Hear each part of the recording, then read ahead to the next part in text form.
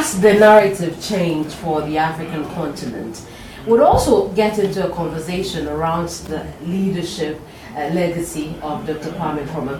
Now, in the studio with me is Bishop Samuel Mensah. He's president of the Full Gospel Church International. Now, for the purpose of this conversation, if you were listening earlier, I said that would describe him as a leadership development consultant. You're welcome to the program. Thank you very much, Kamini. It's good to have you here. Let's talk Dr. Kwame Nkrumah now.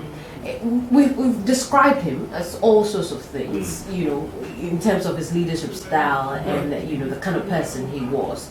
But how would you describe Dr. Kwame Nkrumah as a leader? For me, as a leadership expert, and this has been my job for many, many years, Kwame Nkrumah basically was a visionary leader. And we will see him as a visionary leader. And I will want to define what a visionary leader is, or what visionary leadership is all about. Visionary leadership is the capacity to craft, develop, and translate vision into action based on principled decisions which stem from an inner conviction that overcomes all barriers without quitting and transforms organizations from what they are to what the leader would have them become. So basically, if you summarize that, Kemene, it's that a visionary leadership, from my book Vision, the Forward That Drives Leaders, suggests that the capacity to craft, develop, and translate vision into action. The capacity to craft, develop, and translate vision into action. And throughout the life of Kwame Nkrumah, we can see that that was a man who had the ability to craft a vision, got the people to buy into the vision, and then translated the vision into action. That is visionary leadership. Now, what about his style? Or what about Dr. Kwame Nkrumah and his time in office makes you describe him as a leader, a visionary leader? We can basically look at the first speech that he gave in Addis Ababa 53 years ago during the AOU at that time. And in that speech, in the book that I outlined, I looked at the case study of Kwame Nkrumah. I could come up with 21 visionary principles that were outlined in that speech 53 years ago.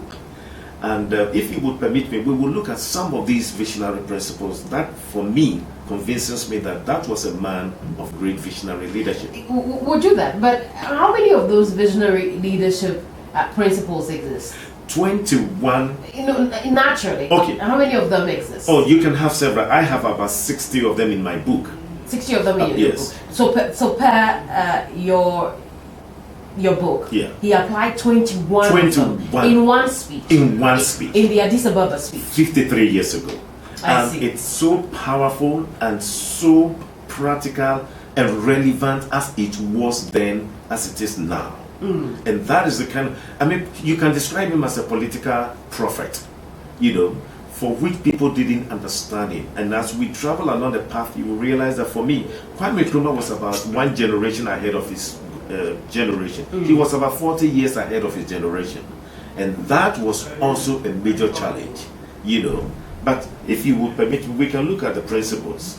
Let's go through the principles, then we'll come back to why. Yeah. Perhaps it would explain why his generation didn't understand him. The first principle he outlined is vision thinks of the collective good of the people. And then he said, our objective is African union now, and there is no time to waste. He said, either we unite or we perish. And so he was thinking about a vision that thinks about the collective good of people. When you have a vision, it's all about people empowerment. And he was thinking, either African continent must unite or we perish. The second principle he outlined, he said, vision doesn't look or slack at the initial success. He said, listen, we have achieved independence. And I will, if you permit me to quote, he said, independence is only the prelude to a new and a more involving struggle. We have achieved independence, but he said we shouldn't celebrate that independence. We should take our independence to bring social justice, to to bring transformation in the lives of the people. So vision do not just settle on the success. For example, we over celebrate success to the point that we don't move on again thereafter. The third principle he outlined in his speech, vision learns from experiences. And then he said, we have already reached the stage where we must unite or sink into the condition which has made Latin America the unwilling and distressed prey of imperialism. So he was learning from the experiences of Latin America, and he said, listen, we don't have to go that path. So when you have a vision, vision will inspire you to learn from what others have done, what others have achieved, and what you can move on. The fourth principle is vision strengthens. The strength of vision is the collective will, and therefore people can only come together based upon their will, and it is a vision that brings the people together. These were great statements. He said, African unity is above all a political kingdom, and which independent African state, which of you will claim that its financial structure or banking institutions are fully harnessed to its national development? Therefore, vision must bring the people to a place where they can enhance their abilities. The fifth one is that vision serves the interest of the people. And when you have a vision, it's about people empowerment. It's about improving the lives of people. Unfortunately, today, we don't have visions that will improve the lives of our people. We have governments, when they come into power, they only think about the people in their party instead of the entire nation. But Kwame Nkrumah was thinking of a vision that will think about the entire African continent and the people. Any visionary leader thinks about everybody and not just a section of the people. And that is what his speech communicated. He said, if therefore now that we are independent, we allow the same conditions to exist that existed in the colonial days, all the resentment which overthrew colonialism will be mobilized against us. The resources are there. It is for us to marshal them in the active service of our people. Visionary leaders think about the people and not just a section of the people who probably associate with them in their political parties. The sixth principle is a vision feels the pulse of the people and reacts to their good. You see, vision thinks about, feels the pulse, the conditions and the lives of our people. So he was thinking about the people and what they can do, what Africa should be able to do to improve the lives of the people. He said, the seventh principle he outlined, in that same thing, he said, a great deal of uranium for nuclear power, or copper for electronics, titanium for supersonic projectors, iron and steel for heavy industries, and other minerals and raw materials for lighter industries. These are the resources the continent has. And that was a man who was saying this 53 years ago. He was thinking about supersonic electronic projectors.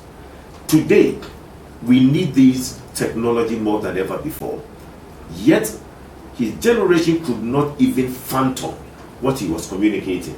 The seventh principle is vision does not speak in the present conditions, but to the potential of the people to discover their dream and ability to achieve the impossible. He connected, he said, experts have estimated that Congo Basin alone produce enough food crops to satisfy the requirements of nearly half the population of the world. So he was connecting vision to the potential of the resources of Africa. Every leader will connect to the potential of the people. Now listen, we have what it takes, and then vision will stir up that potential and command that potential to become a reality. That was what the man had. The eighth principle, vision transforms and endures transformation.